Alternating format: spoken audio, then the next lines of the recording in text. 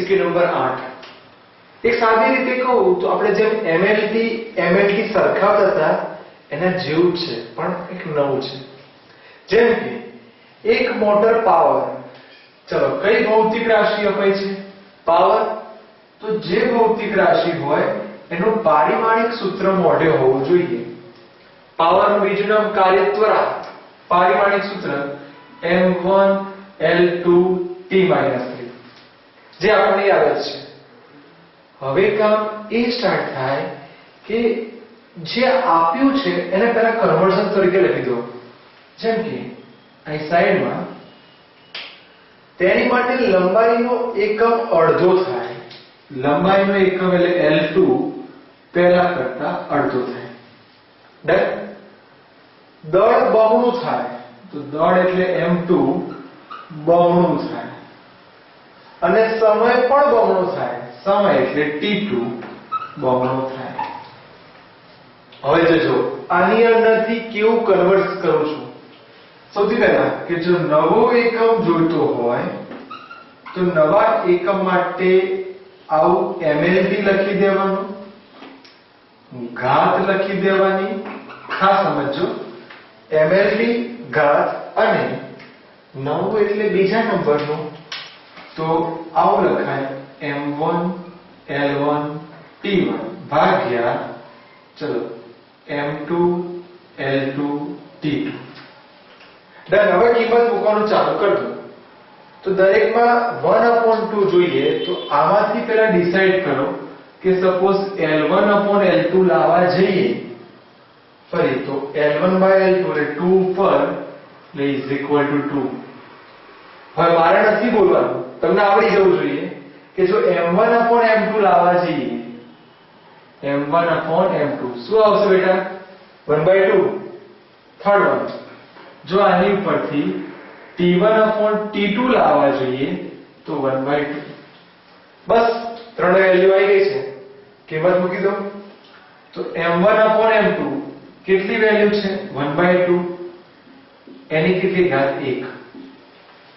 L1/L2 ચલો L1/L2 2 તો 2 એની કેટલી ઘાત છે? 2 ઘાત તો 2 ઘાત.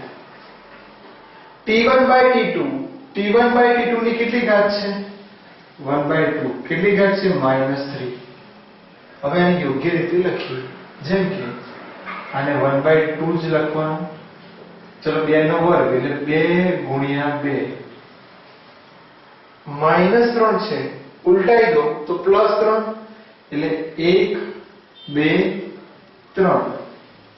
કોઈને કન્ફ્યુઝિંગ થાય કે સાલું મેં સાચું લખ્યું કે ખોટું લખ્યું તો એની માટે હું ફરી કહી દઉં કે આ 2 આના અને આ 3 આના.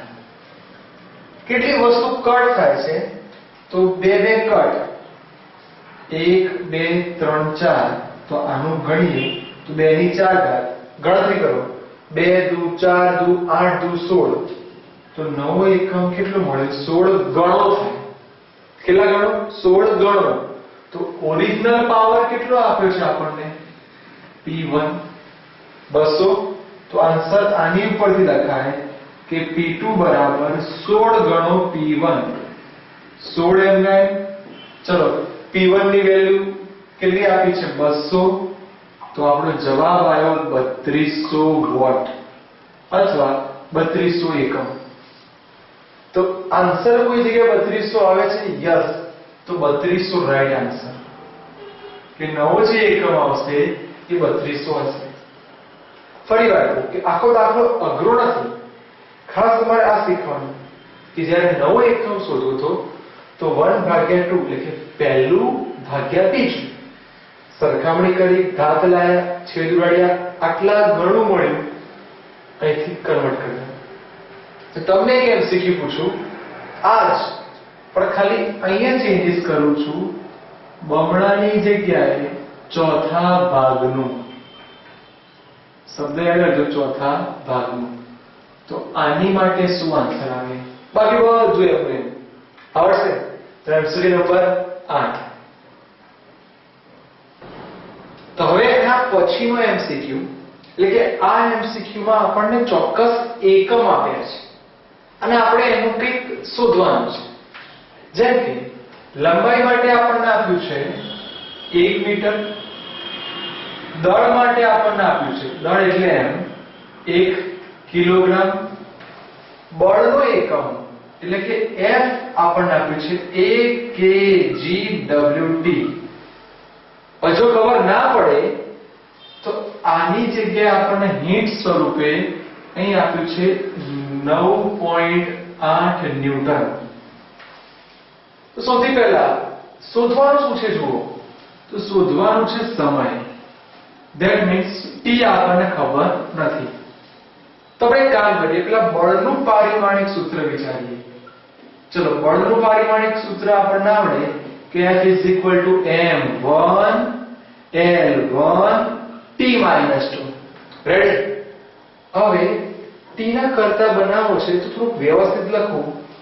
આ -2 ને કાઢી છેદમાં લખીએ તો મીનિંગ સરખું જ થાય.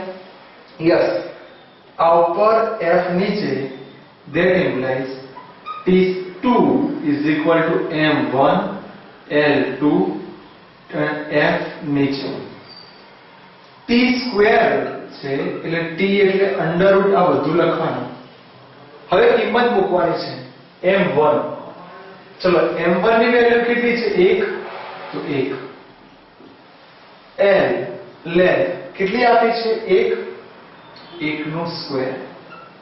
અને F ની વેલ્યુ કેટલી છે? 9.8. તો હવે સાદુરૂપ આપીએ તો આવું લખી શકાય √1/9.8. સમય, તો સમયનો એકમ શું થાય? સેકન્ડ. તો ફાઇનલી આપણો આન્સર t બરાબર 1/9.8 સેકન્ડ. આવો કંઈક મળતો આવો જોઈએ. હવે ઓપ્શનમાં જુઓ કે શું આવો ઓપ્શન ક્યાંય આવે છે? યસ, તો D is the right answer. તો આ પ્રમાણે આપણે MCQ સોલ્વ કરીએ. હવે તમારી માટે આ જ MCQ પણ થોડું ટ્વિસ્ટ કરું છું. આની અંદર મારે સમય, હું એવું કહી દઉં કે સમય બરાબર 1 મિનિટ હોય તો તમારે દળ શોધવાનું. બાકી બધું એમ એમ F એમના એમ, પણ સમય મેં આપ્યો છે અને દળ તમારે શોધવાનું. ફાવશે? તો આ તો MCQ નંબર 9.